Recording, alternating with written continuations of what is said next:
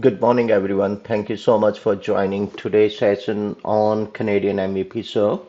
I found a couple of comments over here on our YouTube channel as well as Twitter, where some guys want to talk about and know about cost optimization. They were saying, "Hey, cost is going above the roof. How we could take care of that?"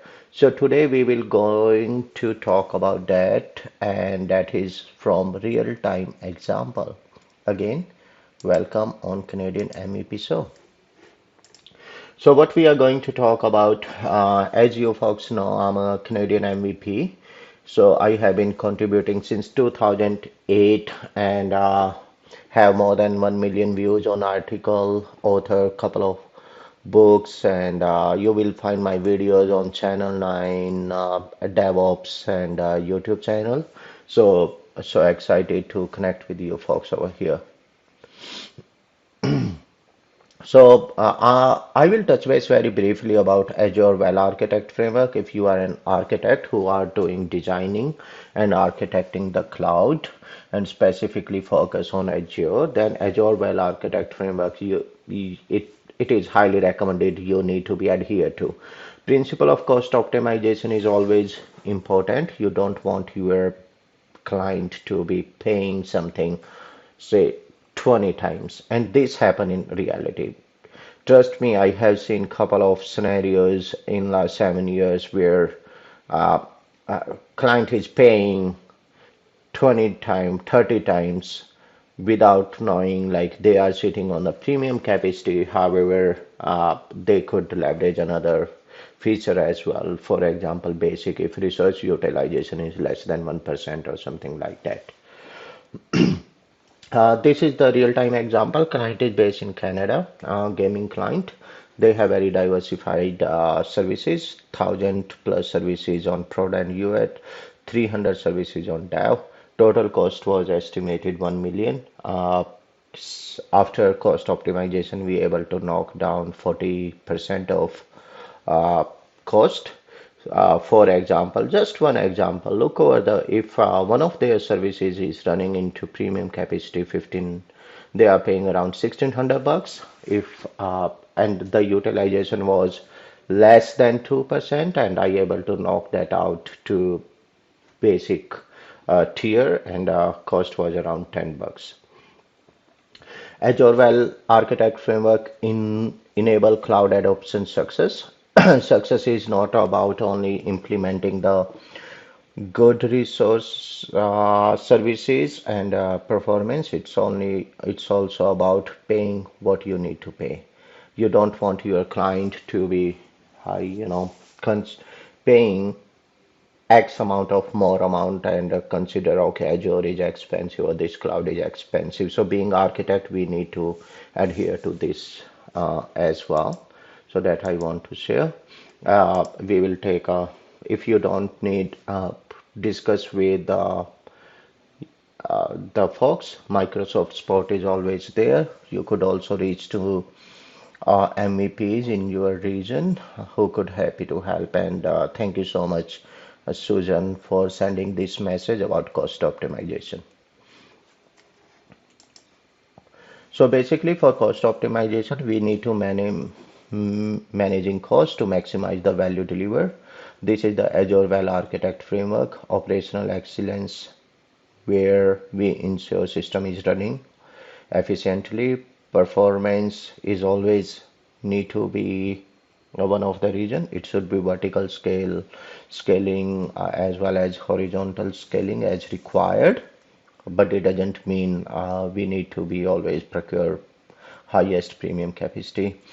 Reliability and security is again such an important thing. Security indeed, if you are working with some domain or some client where security is come on top priority. I work with ministry as well, so I know security is on top of their priority. And Azure give you lot of options like Azure Preview, or if you are using Medallion architecture, you could leverage another features as well. If you are using Databricks, Azure Databricks, you could leverage Unity Catalog. I'm using it. from in one of my projects from almost a year, and I really liking it.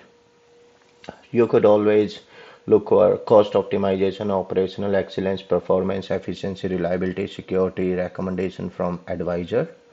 Uh, your principle of optimization is always return of investment within budget. Keep the cost as below as you could.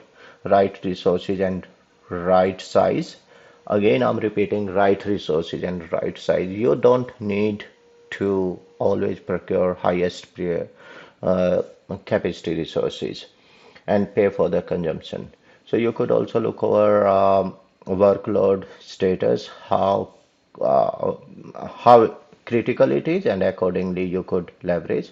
As Azure well architect review, you could workload using tenant found in Microsoft Azure Well Architect framework, how you are modeling cloud, how you go on project, optimize the design, etc. This is always important.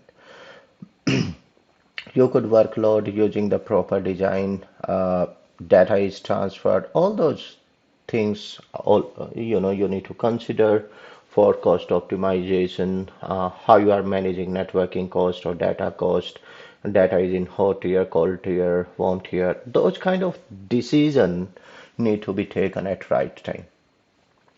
Azure Advisor is there to help you out, migration tool, cost optimization, etc. For example, this is one of where I found the different resources I do have on different location, and every location has a different cost.